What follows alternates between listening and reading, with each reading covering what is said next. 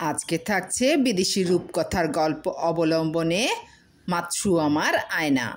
অনেক অনেক দিন আগে জাপানের এক দূর প্রান্তে এক দম্পতি বসবাস করতেন। তাদের ছিল এক ছোট্ট মেয়ে। সে ছিল তার বাবা মায়ের খুব আদরের। তার নাম ছিল মাতসুয়ামা।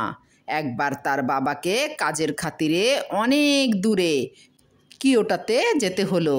যাওয়ার আগে মেয়েটির বাবা তাকে বলে গেলেন, সে যদি ভালো হয়ে থাকে আর মাকে কাজে কর্মে সাহায্য করে তাহলে তিনি তার জন্য এমন একটা উপহার নিয়ে আসবেন যেটাকে সে খুব পছন্দ করবে। এই বলে তার বাবা তার মায়ের কাছ থেকেও বিদায় নিলেন। মা আর মেয়ে তাকে হাত নেড়ে বিদায় জানালো।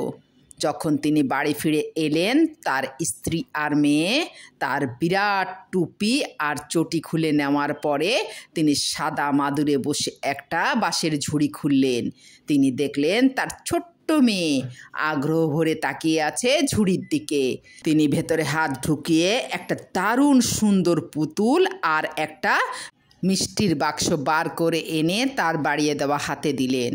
তারপরে তিনি আবার ঝুড়ির ভেতরে হাত দিলেন আর স্ত্রীর জন্য বার করে আনলেন একটা ধাতুর আয়না। তার বাঁকানো তলাটি ঝকঝক করছিল। তার পেছনে আঁকা ছিল পাইন গাছ আর সারস পাখিদের ছবি।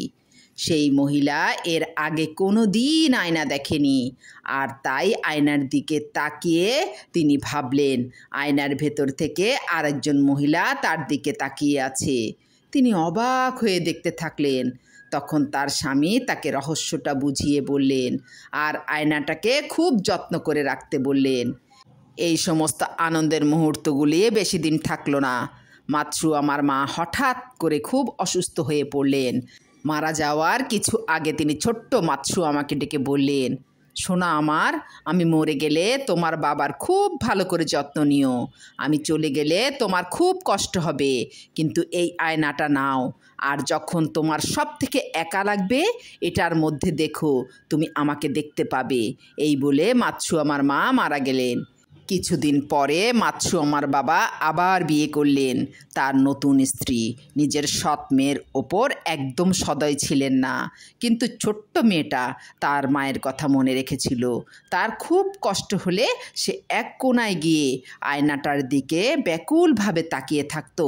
তার মনে হতো সে আয়নার মধ্যে তার প্রিয় মায়ের মুখ দেখতে পাচ্ছে, কিন্তু সেই মুখ মৃত্যুর সময়ের মতো ব্যথায় ভরা ছিল না। সেটা ছিল এক অল্প বয়সী সুন্দর মুখ। একদিন যখন সে এক কোণায় বসে আয়নার দিকে তাকিয়ে মনে মনে মায়ের সাথে কথা বলছিল, তার সৎ মা তখন তাকে দেখে ফেলল। তার সৎ মা মাতসু আমার হাতের আয়নাটা দেখতে পাচ্ছিল না। সে এমনিতেই মাতসু আমাকে ঘোর অপছন্দ করত, আর মনে মনে ভাবত যে তার সৎ মেয়েও তাকে ঠিকই সেই রকম অপছন্দ করে। তার কুটিল মনে সে ভাবল মেয়েটা নির্ঘাত কোনো জাদু করছে, নির্ঘাত তার ছবির গায়ে সূচ বেঁধাচ্ছে। এই সব ভেবে সে তার স্বামীর কাছে গিয়ে নালিশ করল যে তার হিংসুটে মেয়ে তাকে মন্ত্রতন্ত্র দিয়ে মেরে ফেলতে চাইছে।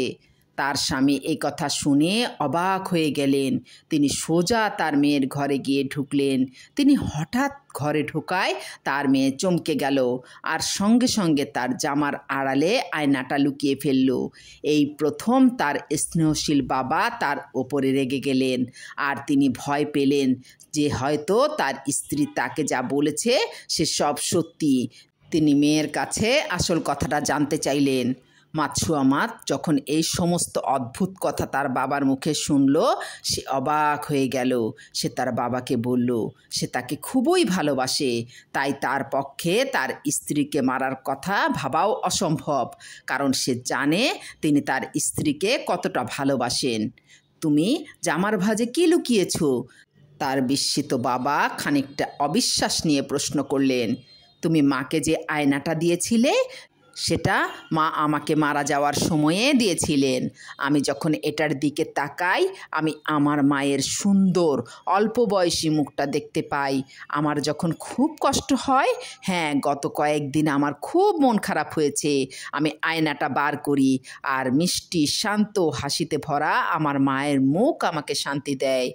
আমাকে কটু কথা আর রাগী দৃষ্টি সহ্য করতে সাহায্য করে। তখন মাতসু আমার বাবা নিজের মেয়েকে আরও ভালো করে বুঝতে পারলেন আর তার প্রতি তার দায়িত্ববোধ দেখে তাকে আরও ভালোবাসলেন। এমনকি তার সেই সৎ মা যখন সব কথা জানতে পারল, সেই খুব লজ্জিত হয়ে তার কাছে ক্ষমা চেয়ে নিল। আর মাতসুয়ামা যে বিশ্বাস করতো যে সে আয়নার মধ্যে তার মায়ের মুখ দেখেছে, তাই সে তার সৎ মাকে ক্ষমা করে দিল। তাদের সংসার থেকে অশান্তি চিরকালের মতো বিদায় নিল।